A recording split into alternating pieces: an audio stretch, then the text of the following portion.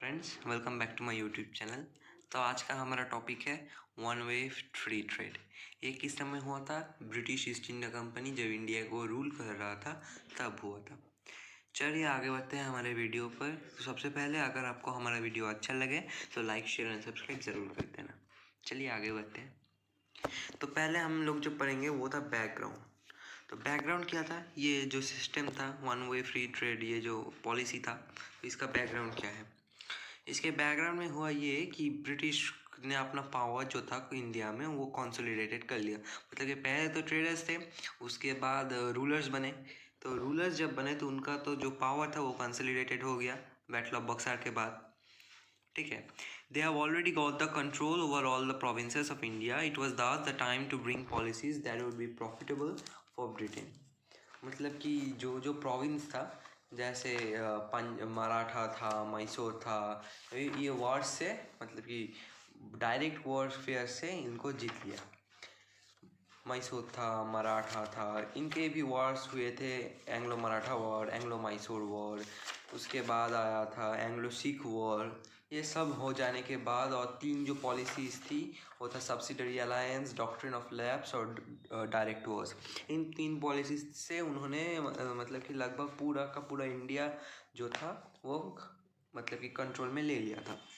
ठीक है, तो अब जो टाइम था वो टाइम था, it was the time to bring policies that would be profitable for Britain. मतलब कि अब सही समय था कि जब ब्रिटेन अपनी पॉलिसीज ले आए जिससे ब्रिटेन को प्रॉफिट हो। ब्रिटेन का प्रॉफिट होगा तो इंडिया का तो ड्रेन ऑफ वेल्थ होगा ही। ठीक है, they have executed systems like the permanent system, Mahalwari system, Ryotwari system. तो इन तीनों सिस्टम का जो लिंक है मैंने डिस्क्रिप्शन बॉक्स में दे दूंगा। ठीक है, तो इन तीनों के टॉपिक पे भी मैंने वीडियो बना है। ठीक है, दे टूक a policy which is now called the one way free trade. मतलब तब इसको कोई पॉलिसी ना मतलब कि डिक्लेयर नहीं किया गया था, लेकिन अब जब हम लोग पढ़ते हैं तो हमें पता चला है कि ये इसको हम वन वे फ्री ट्रेड कहते हैं। और इसी के बेसिस पे दादा भाई नौरोजी ने अपना drain of wealth theory produce किया था। ठीक है, चलते हैं। India was once a very prosperous kingdom. It was one of the largest exporter of muslin and calico. Background में आ गया क्या कि ब्रिटेन ने कंट्रोल ले लिया है, अब वो पॉलिसीज बनाने जा रहा था, तो उनमें परमानेंट सेटलमेंट आ गया, महलवाड़ी सेटलमेंट, रैयतवाड़ी सेटलमेंट, सब जगह से रेवेन्यू कलेक्ट करना शुरू कर दिया। मतलब कि सुप्रीम पावर आ गया था ब्रिटेन के हाथ में। ठीक है, तब इंडिया मतलब कि ब्रिटिश आने के पहले इंडिया में बहुत अच्छे क्वालिटी का कपड़ा मिलता था, कॉटन प्रोडक्ट्स, जिसमें थे मसलिन और कैलिको, जो मैंने बोल्ड लेटर से लिखे हैं, मसलिन एंड कैलिको। ठीक है, तो they were one of the finest types of cloths made of cotton, one of the finest types. तब के दिन में जो राजा महाराजा थे वो इन्हीं कपड़ों को यूज़ करते थे। ठीक है, कॉटन इंडस्ट्रीज़ कहाँ कहाँ थे? बनारस, मसूलीपट्टनम, ढाका, भरूच, अहमदाबाद, कांचीपुरम। जो हम अब भी कहते हैं बनारस का साड़ी है, ढाका का ढाका है, कांचीपुरम जो बहुत फेमस है, अब भी फेमस है, लेकिन अब उतना क्वालिटी अच्छा नहीं रहा। चलिए,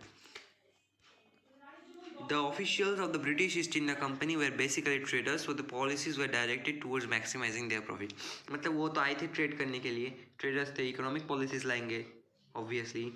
बाद में उन्होंने थोड़ा सा सोशो इकोनॉमिक मैटर में भी इंटरफेयर किया था, लेकिन सबसे पहले वो तो एक ट्रेडर्स थे, तो उनका तो पॉलिसीज होगा इकोनॉमिक। ठीक है, तो वो इकोनॉमिक होगा और वो किसको बेनिफिट देगा? ब्रिटेन को बेनिफिट देगा, कंपनी को बेनिफिट देगा। ठीक है, so there to this one way free trade, this policy, इस पॉलिसी को उन्होंने लागू किया। तो क्या है ये पॉलिसी? इसमें बहुत सारा स्टेप्स है, मतलब कि स्टेप्स मतलब one by one, step by step हम लोग पढ़ेंगे। ठीक है, पहला जो स्टेप था कि the rulers and nobles of the various Indian states had been the patrons of traditional Indian handicrafts.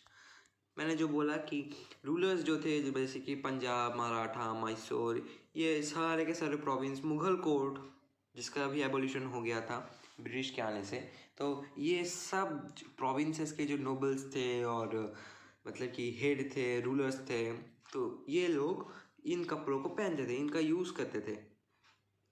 तो यही मेन पैट्रन्स थे इन हैंडीक्राफ्ट का, ट्रेडिशनल इंडियन हैंडीक्राफ्ट का। लेकिन जब ये मुगल कोड एबोलिश्ड हो गया, ये किंगडम्स डिक्लाइन कर गए, तब उनको ये loss of income was experienced, उनका लॉस होने लगा। ठीक है। After the industrial revolution, British factories were producing large quantities of clothes. For this they needed raw material which was taken from India. उसके बाद क्या हुआ, ब्रिटेन में इंडस्ट्रियल रेवोल्यूशन आया। ठीक है, रेनेसा हुआ, इंडस्ट्रियल रेवोल्यूशन हुआ। उसके बाद उन लोगों का इंडस्ट्रियल रेवोल्यूशन हो गया, तो इंडस्ट्री में, फैक्ट्रीज में तो बहुत सारा कपड़ा बनेगा, तो उसके लिए रॉ मटेरियल्स भी चाहिए। ठीक है, बहुत सारा क्वांटिटी का क्लॉथ बनेगा, तो इसके लिए रॉ मटेरियल चाहिए थे। तो ब्रिटेन में तो उतने क्वांटिटी के रॉ मटेरियल तैयार होते नहीं थे, तो वो क्या के दे taken it from India. Raw material जो था वो इंडिया से लिया जाता था। ओके, तो as raw materials aren't far less than woven clothes, there was a steep fall in India's economy. मतलब रॉ मटेरियल अगर बेचोगे तो जितना प्रॉफिट आएगा उससे ज़्यादा प्रॉफिट आता था अगर वोवन क्लोथ्स बेचे। ठीक है, रॉ मटेरियल्स में भी प्रॉफिट आएगा, वीव करने में भी प्रॉफिट आएगा, जो वीवर होंगे उनको भी प्रॉफिट मिलेगा, और जो मतलब कि रॉ मटेरियल्स मतलब कि कॉटन का प्रोड्यूसर होंगे उनको भी प्रॉफिट मिलेगा। मतलब बहुत सारा प्रॉफिट जो था वो नहीं मिल रहा था, और रॉ मटेरियल जो थे वो ब्रिटेन चले जा रहे थे। तो अगर ब्रिटेन चले जाएगा, ब्रिटेन रॉ मटेरियल्स खरीदेगा, फिर उससे वो वन क्लॉथ्स बनाएगा, फिर बेचेगा, फिनिश प्रोडक्ट बेचेगा। प्राइमरी प्रोडक्ट ले जा रहा था, फिनिश प्रोडक्ट दे रहा था, तो मतलब कि उनका तो इकोनॉमिक राइज ही होगा। ठीक है, there was a steep fall in India's economy, तो होगा ही, मतलब कि रॉ मटेरियल्स ले जा रहा था, फिनिश प्रोडक्ट्स नहीं बनाने दे रहा था, तो इंडिया का जो इकोनॉमी था वो स्टीपली फॉल कर गया। Also very little amount of cotton was left for Indian weavers, तो इससे तो फॉल ऑफ ट्रेड हो ही रहा था इंडिया का, और जो बचा कुचा कॉटन रह जाता था वो बहुत ही कम पड़ जाता है इंडियन वीवर्स के लिए। ठीक है, उसके बाद है weavers in Britain started putting pressure on the British government to restrict and prohibit the sale of Indian textiles. ठीक है, था कि ब्रिटेन गवर्नमेंट को, वहाँ के वीवर्स ने बोला कि इंडियन टेक्सटाइल्स को अब कंट्री में नहीं लाया जाए। तो अगर इंडियन टेक्सटाइल का तो क्वालिटी अच्छा है मशीन मेड क्लोथ से, तो उनका ही सेल ज़्यादा होगा, मशीन मेड क्लोथ का यूज़ ही नहीं होगा, तो उनसे उनका भी लॉस होगा। तो इसलिए उन्होंने ब्रिटिश गवर्नमेंट को प्रेशराइज किया कि वो रेस्ट्रिक्ट कर दे, प्रोहिबिट कर दे सेल ऑफ इंडियन टेक्सटाइल्स। ठीक है, heavy duties were imposed on Indian goods entering Britain, heavy duties were imposed. ठीक है, बहुत ज़्यादा टैक्सेस लगा दिया उनके ऊपर।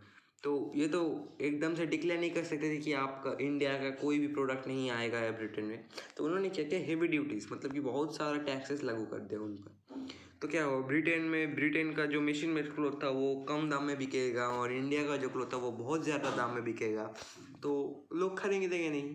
तो इससे क्या हुआ, उधर भी मतलब ब्रिटेन का भी मार्केट जो था वो बंद हो गया इंडिया के टेक्सटाइल के लिए। ठीक है, इससे भी लॉस हुआ। At the same time the Indian markets were opened for goods manufactured in Britain. The Indian market was flooded with cotton goods of Britain on which no duties were charged. ठीक है, तो उसी समय Britain ने अपने India के products लाना बंद कर दिए, लेकिन इंडिया में ब्रिटेन के जो मशीन मेड क्लॉथ था वो आना शुरू कर दिया। इंडिया का मार्केट था, इंडियन मार्केट में ब्रिटेन का मशीन मेड क्लॉथ का सेल हो रहा था, लेकिन ब्रिटेन में इंडिया का जो ट्रेडिशनल हैंडीक्राफ्ट है उसका कोई सेल हो ही नहीं रहा था। तो इससे भी इंडिया का लॉस हुआ कि इंडिया में इंडिया का ही प्रोडक्ट नहीं बिक रहा है, ब्रिटेन का प्रोडक्ट बिक रहा है पूरा का पूरा। ठीक है, तो मार्केट पूरा फ्लडेड कर दिया गया कॉटन गुड्स से, मतलब पूरा का पूरा जो मार्केट था टेक्सटाइल्स का वो ब्रिटेन के मशीन मेड क्लोथ्स ने इंडियन टेक्सटाइल्स को रिप्लेस कर दिया। ठीक है, this policy of one way free trade destroyed Indian industries and ruin Indian weavers and artisans and pull them to poverty. मतलब अगर उनके पास रॉ मटेरियल्स नहीं होगा, बिकेगा नहीं, इंडिया में भी नहीं बिकेगा, तो जो आर्टिसंस थे, जो मतलब कि वीवर्स थे, उनको लॉस होगा, बहुत ज़्यादा लॉस होगा, उनका काम ही मतलब चला जाएगा। तो इसके लिए उनको पॉवर्टी में खींच के ले आया गया। तो इससे क्या हुआ, ड्रेन ऑफ वेल्थ हुआ। कैसे हुआ कि इंडिया का रॉ मटेरियल, इंडिया का प्रोडक्ट इंडिया में यूज़ ही नहीं हो रहा था, वो ब्रिटेन में जा रहा था रॉ मटेरियल्स, और जो आ रहा था वो था फिनिश प्रोडक्ट्स। मतलब कि बीच में जो इनकम है, प्रॉफिट है, वो ब्रिटेन ले जा रहा था। तो इंडिया का वेल्थ ब्रिटेन ले जा रहा था, इंडिया से ब्रिटेन तक एक यूनिडायरेक्शनल फ्लो हो रहा था वेल्थ का। ठीक है, मिलते हैं अगले वीडियो पे, तब तक के लिए बाय बाय। और अगर आपको हमारा वीडियो अच्छा लगे तो लाइक शेयर एंड सब्सक्राइब ज़रूर कर देना।